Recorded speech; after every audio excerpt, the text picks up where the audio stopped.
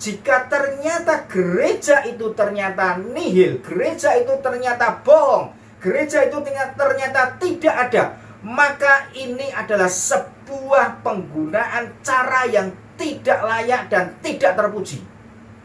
Kembali Anies Baswedan menggunakan sebuah agama, menggunakan sebuah umat untuk mengesahkan, untuk mencari suara agar dukungan mengalir kepada dirinya. Akankah kembali seperti yang terjadi di DKI Jakarta? Sobat-sobatku semuanya, politik identitas sebuah agama jelas merugikan, jelas merusak persatuan dan toleransi negara kita. Dan itu semuanya sudah sangat jelas tidak diingini oleh rakyat Republik ini. Kenapa kembali digunakan lagi oleh pasangan Anies?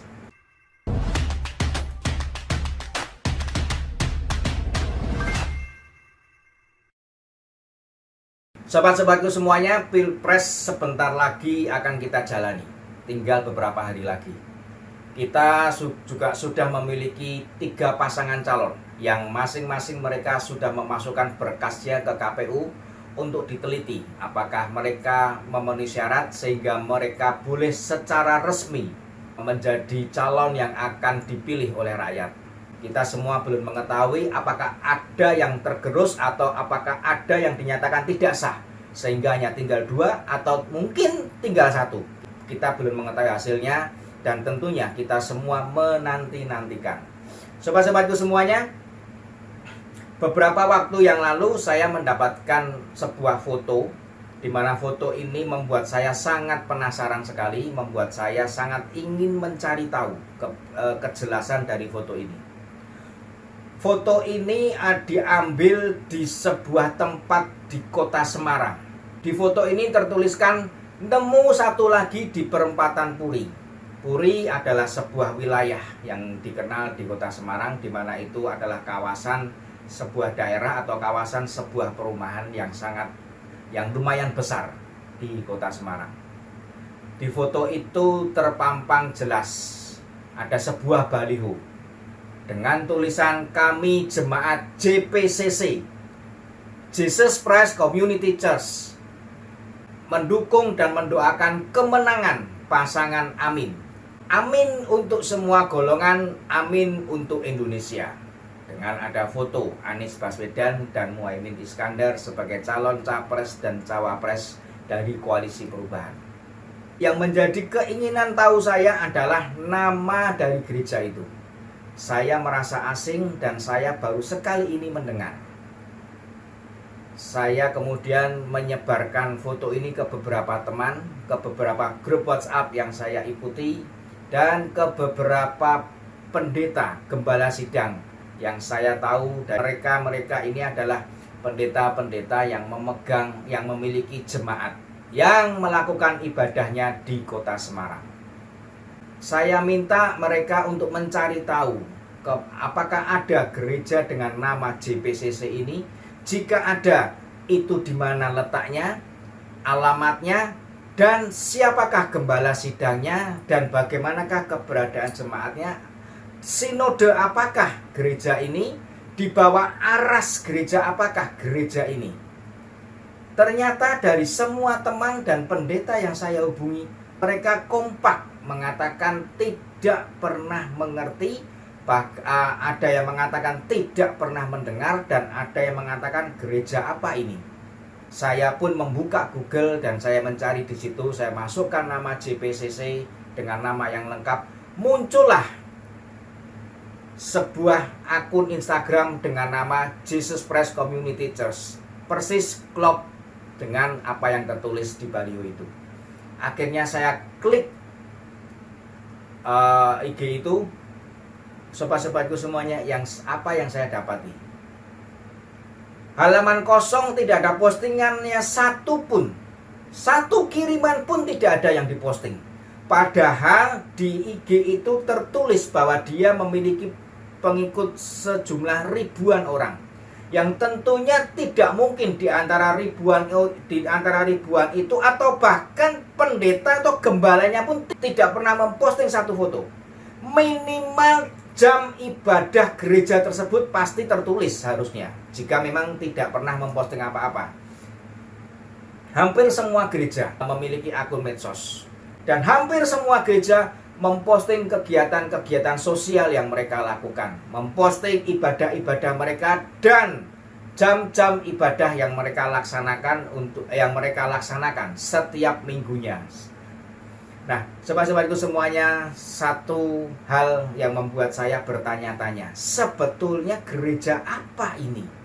Saya terus mencari di Google dan saya mendapatkan sebuah kata-kata JPCC. Tetapi di situ tertulis Jakarta Praise Community Church, bukan Jesus Praise. Pikiran saya mungkin sama, gerejanya hanya memberikan nama atau identitas yang berbeda saja untuk di luar wilayah Jakarta. Saya cari nomor teleponnya dan saya hubungi pengurusnya. Apa yang saya dapatkan sungguh di luar dugaan. Jakarta Praise Community Church menyatakan bahwa mereka tidak mengenal dan tidak ada hubungannya dengan Jesus Praise Community Church. Aneh bukan sobat-sobatku semuanya? Saat ini saya ingin mendapatkan sebetulnya klarifikasi dari pemasang baliho tersebut. Apa maksud dari pemasangan baliho tersebut? Apakah memang ada gerejanya? Jika memang ada, saya juga ingin tentunya gereja tersebut melakukan klarifikasi, menjelaskan bahwa kamilah yang memasang baliho itu, bahwa disinilah kami beribadah, bahwa di dalam sinode inilah gereja kami dinaungi, dan sinode kami termasuk dalam aras gereja ini di dalam gereja-gereja yang ada di Indonesia. Kita mengenal beberapa aras yang membawai beberapa sinode. Ada PGI, ada PGTI, ada GPDI dan macam-macam lainnya. Saya ingin tahu JPCC itu ada di gereja mana, ada di sinode mana.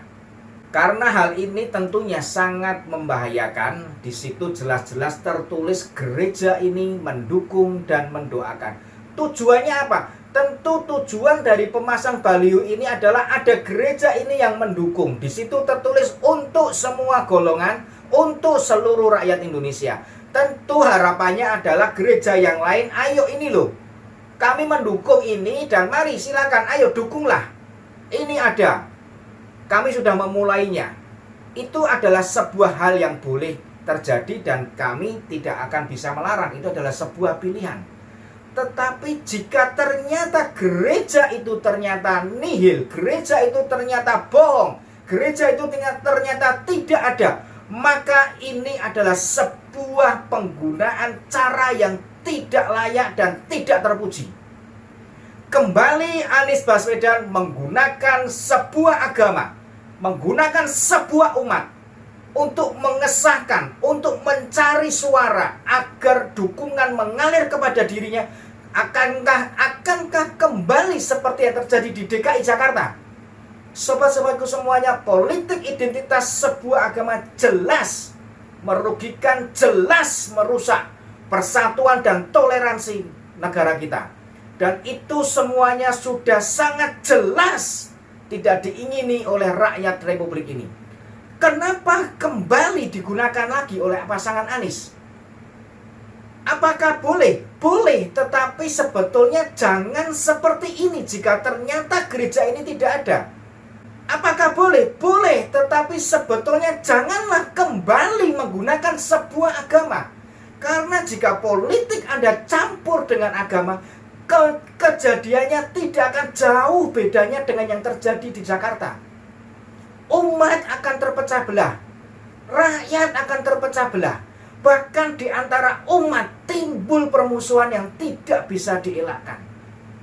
Saya sangat menyesalkan jika ini adalah sebuah pembohongan. Dan semoga dengan adanya video ini, pihak Koalisi Perubahan ataupun pihak dari pemasang mengklarifikasi keberadaan gereja tersebut.